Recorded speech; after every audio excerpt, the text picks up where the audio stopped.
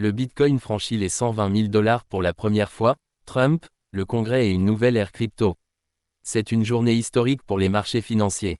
Ce lundi 14 juillet, le Bitcoin a dépassé pour la toute première fois la barre symbolique des 120 000 $, atteignant un sommet intrajournalier de 123 153 $ selon Reuters. Un record absolu pour la reine des crypto-monnaies, porté par une conjonction rare de signaux politiques, économiques et technologiques. Et à la manœuvre, un acteur inattendu, Donald Trump. Cette flambée des cours ne survient pas par hasard.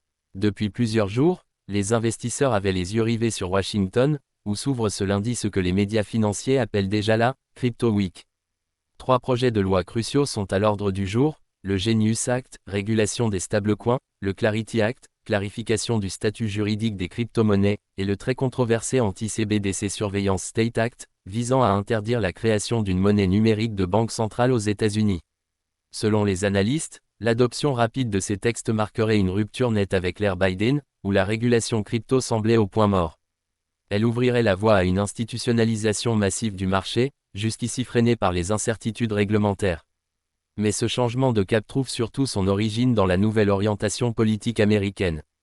Depuis son retour à la Maison-Blanche, Donald Trump a fait des crypto-monnaies une priorité stratégique, allant jusqu'à nommer un « crypto-tsar » à la tête d'un nouveau bureau dédié à la régulation favorable du secteur. Plus encore, Trump a annoncé début juillet vouloir créer une réserve stratégique de Bitcoin détenue par l'État fédéral, sur le modèle des réserves d'or, afin de protéger la souveraineté financière des États-Unis. Une annonce saluée par les marchés, et qui a dopé les flux entrants dans les ETF Bitcoin Spot, plus de 1,2 milliard de dollars injectés en une semaine, selon CoinShares. Sur les marchés, l'euphorie est palpable.